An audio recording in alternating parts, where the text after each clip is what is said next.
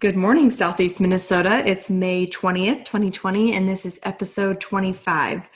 So, Josh, we had some much needed rain over the weekend, which I think that paired with some of this sunshine, hopefully later this week, is really going to allow these crops to take off in full bore.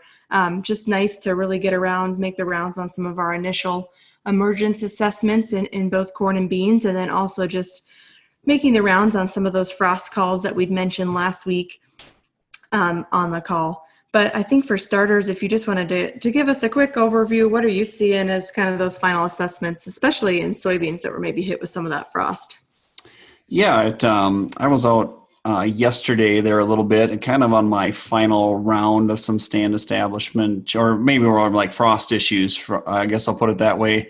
Up in that Wabasha area, looking at some soybeans in low-lying areas, and looks like we're going to have to replant, or not replant, but put a little bit more extra stand out there. In some cases, we were down.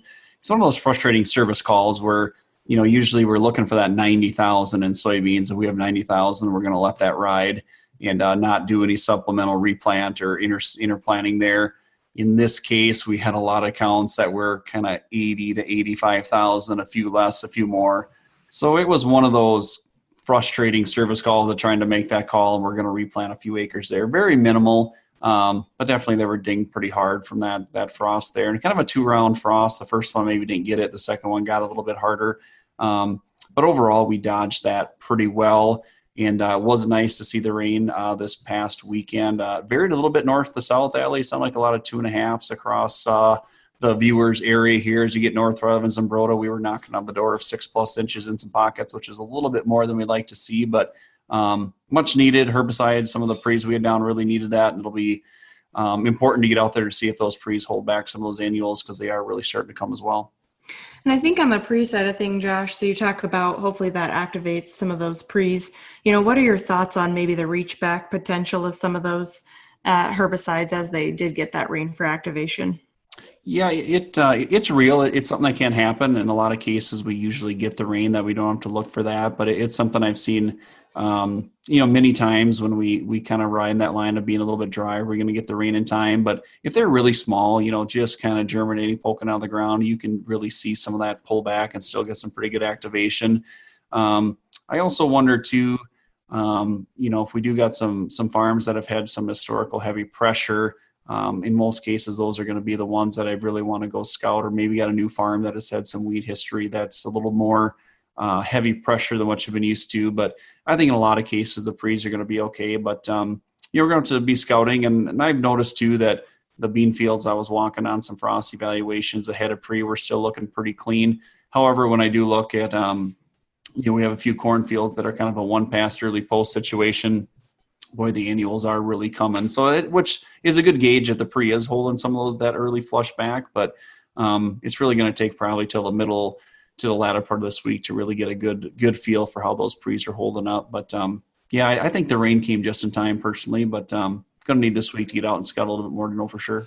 And keeping with those assessments too, I think, and you hit on this a little bit too, more critical, clearly making sure I assess those fields that I know did not receive that pre-application, really making those a scouting priority. And even more so, I think, if you look at maybe in the conventional corn or soybean side of things.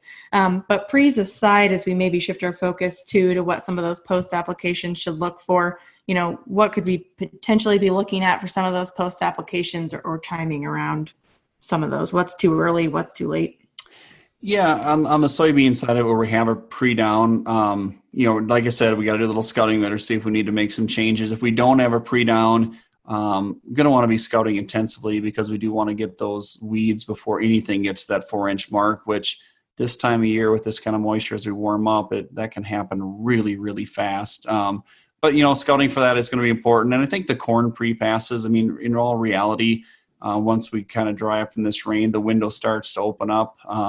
You got a lot of flexibility with what we have for products on, some knockdown, and the residual there. I used to kind of err on the side. I always like to get going a little bit early. You can up your residual rates a little bit, and as you kind of go through your trips, you can maybe dial back the residual as the crop gets a little bit bigger. But once we kind of get out of this cycle of wetness and into after the Memorial weekend, a lot of our windows are going to start opening up, and I expect to see the sprayers kind of hitting the fields here again real soon. And then outside of it, we did hit quite a bit on weed control there, but other questions from the field that have been common as you made your rounds early this week. Yeah, I think obviously the frost thing's just wrapping up that. I still got a few, even some corn calls where sometimes when corn gets frosted, it'll wrap up a little bit where it's kind of looks like it's curled up, and is it going to grow out of that? I've had that question come up here a little bit over the weekend, concerned, hey, is it going to grow out of that? And in most cases now, as it warms up, it speeds up growth. It should push out of that and unfurl, but it always kind of catches some people's attention.